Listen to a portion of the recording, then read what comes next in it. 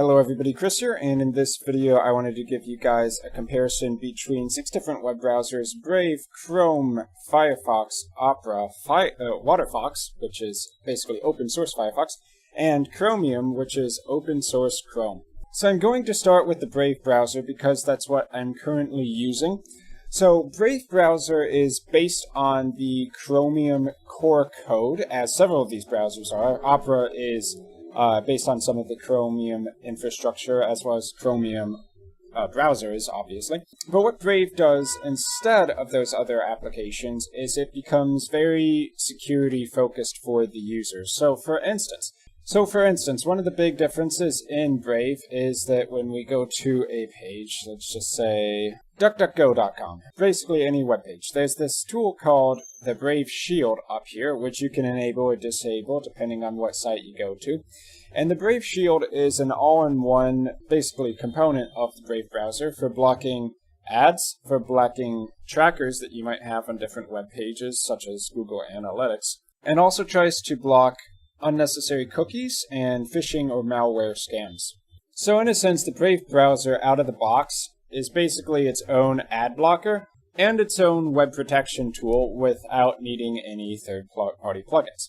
Now, I also have LastPass added to Brave browser. Luckily, that's one of the extensions that actually do exist on the Brave browser, because if we go take a look at the extensions page, the weak component of Brave is definitely that it only has a limited selection of extensions which are actually compatible with Brave. So if you are someone who likes to have a lot of, let's say, Chrome extensions or Firefox extensions, you might want to make sure that the ones that are important to you exist on this list. But once again, you don't need an ad blocker because Brave already has that, and the web protection in Brave, it means that you don't really need a web protection extension as well. Another big difference of Brave browser is that it has no login accounts associated with it. So there's no central server storing all of your Brave data. You can still sync data between your devices by basically copying and pasting the same code to those devices and syncing them together. But that's from your computer to another device like your phone, not from Brave Central Server to your computer and Brave Central Server to your device. That also means Brave is not going to permanently be storing your search history or anything like that in some central server. So because of those reasons, Brave is a pretty lightweight browser. It's fast because obviously you're not loading all the same trackers or ads on different web pages that you might otherwise be loading. But at the same time, if syncing data to your Google or Firefox accounts is really important to you, then that might cause you some issues there. Now, Chrome browser, if there's a browser you've used, there's a really good chance it's been Chrome, because Chrome has been dominant for so long now, because Chrome is honestly a very fast web browser. It's clean, it looks good, it's functional, and you can add a lot of different extensions or things like Google Drive, basically, to integrate into Chrome. And for a long time, Chrome has had really good compatibility with different websites, media extensions, when you need to basically play a video back in the browser. Chrome also, of course, allows you to sign into your Google account. So if you do like to have everything kind of stored in the same place, and to have those Google services in the background doing things like making recommendations on your search based on what you're typing in, or to do other things like integrating your location into how Google services make suggestions for you. Now, of course, one of the disadvantages of having Google collect all of this information on you for advertisements, for search results, all that other kind of stuff, is that there are some privacy concerns, and it's hard to be 100% sure where that data is ultimately going to end up. So if that is a concern to you, as it is to some people, Google Chrome might not be the browser you want to use. Now, you can always just not sign into a Google account in Chrome, even if you have one to watch YouTube or whatever. You can also go into the settings and disable some of the services, which may be privacy-based. So that would be just going into like Chrome settings, and you can just toggle some of these things off, or even put Do Not Track Requests on. But yeah, it's always hard to be 100% certain if you toggled every single thing off that might be a concern for you on your Google account or in your browser. So next up we'll talk about Firefox, which is another really popular web browser out there.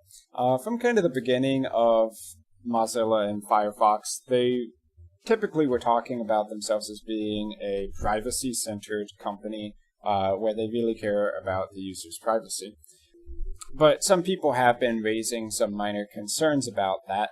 Of course, with Firefox these days, they do have their own Firefox accounts, so that's separate from a Google account, and would mostly consist of just what you do in the web browser, rather than being your entire YouTube search history and similar information meshed in with all that.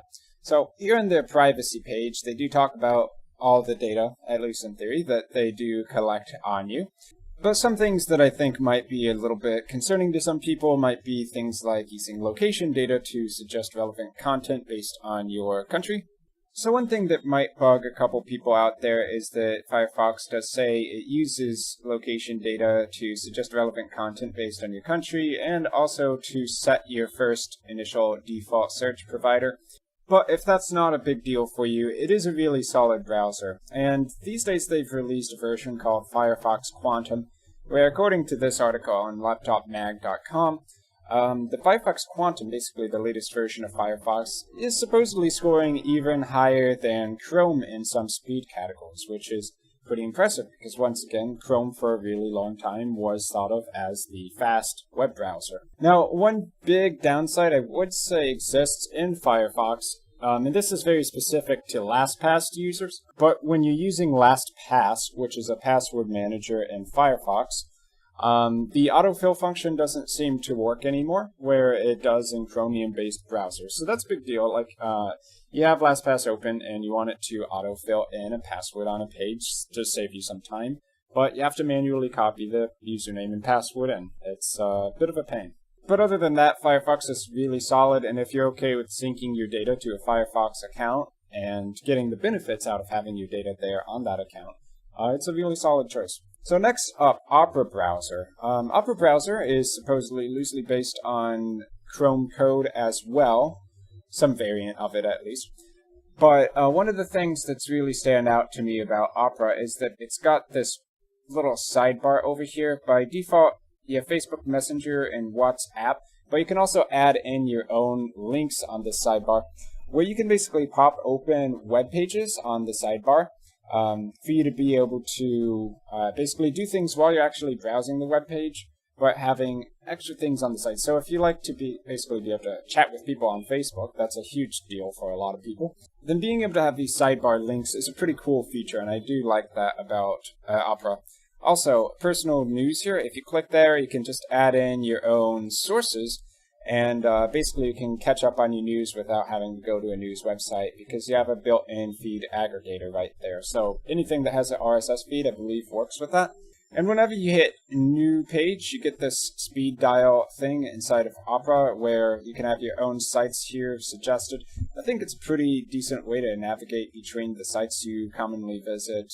But you can also see at the bottom here, it will make suggestions based on your past search history, so that might not be something you like so much. I mean, you can see here, oh, I went to softmaker.com because I was checking out that Office software, and, you know, Vivaldi is actually based on Opera, but has some extra changes. I don't like Vivaldi that much anymore, and that's why I left it out of the video. But then Waterfox, yeah. But as with most of these browsers which do collect some data on you, you can just go into the settings, privacy and security. If you don't like prediction services to help complete searches, just turn that off.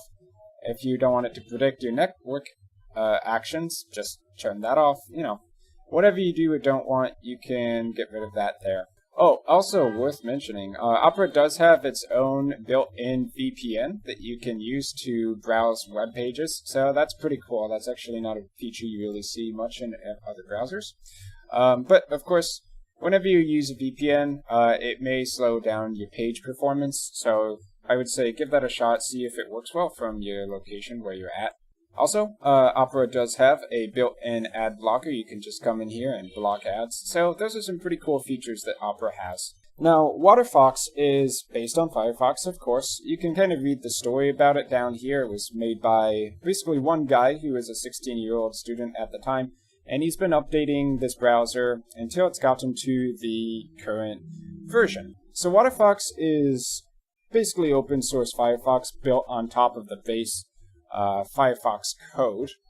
You can basically look at everything on GitHub if you want to see basically exactly what's going on here and all of the very, very complicated code for the software. In terms of features, you can come down here and look. There's no sponsored tiles when you go to new tab pages, and it's removed some of the data collection that might exist inside of Firefox. But I would say one big downside to WaterFox is that it seems to be updated a lot less often than normal Firefox versions. So here you can see the last version of WaterFox was January 2017, and if you are a user of LastPass, you're still going to have the same issues you do in regular old Firefox, where you can't autofill your passwords and usernames, and because it's still based on WaterFox code. So any problems you might run into in Firefox, you're probably going to see that inside of WaterFox as well.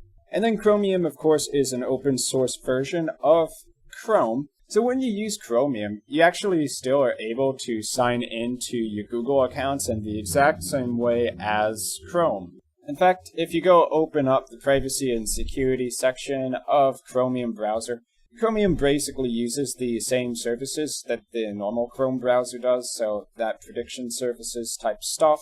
Under content settings, you can see sites can ask for your location, but if you want to just block that altogether. So what is actually the difference between Chrome and Chromium? Well, I'm going to leave a link to this article in the description below, but basically it's kind of minor stuff. It's like Chrome having some codecs that Chromium might not have access to because everything inside of Chromium is open source, so if there are proprietary software that basically had to be licensed under Chrome, the main version of Chrome, you might not have that inside of Chromium. So the browsers are really, really similar to the point where if it didn't tell you if it was Chromium or Chrome, I don't think most people would be able to tell the difference at all.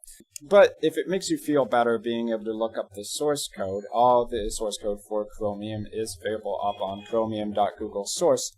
So at least in theory, anything that they make as a change to Chromium shouldn't be hidden from the public. It should be all right there in the code. I suppose one of the biggest differences here is that you can actually add plugins to Chromium that aren't strictly hosted in the Chrome web store. So if there was something that was removed from the store for some reason, you might want to use Chromium instead so you can still continue to use that plugin. So that's going to be it for my comparison here between Brave Browser, Chrome, Firefox, Opera, WaterFox, and Chromium browser. At the end of the day, most of what you can do in any of the browsers you can do in the other ones. It's just that if you are using a browser like Chrome or Firefox, you may need to go into the settings and make sure that you pin all of the security settings down to your preferences and to make that decision of whether or not you do want to have an account syncing with their central servers. So, I've been Chris. Thanks for watching this comparison between these 6 different web browsers, and I will see you guys in my future video content.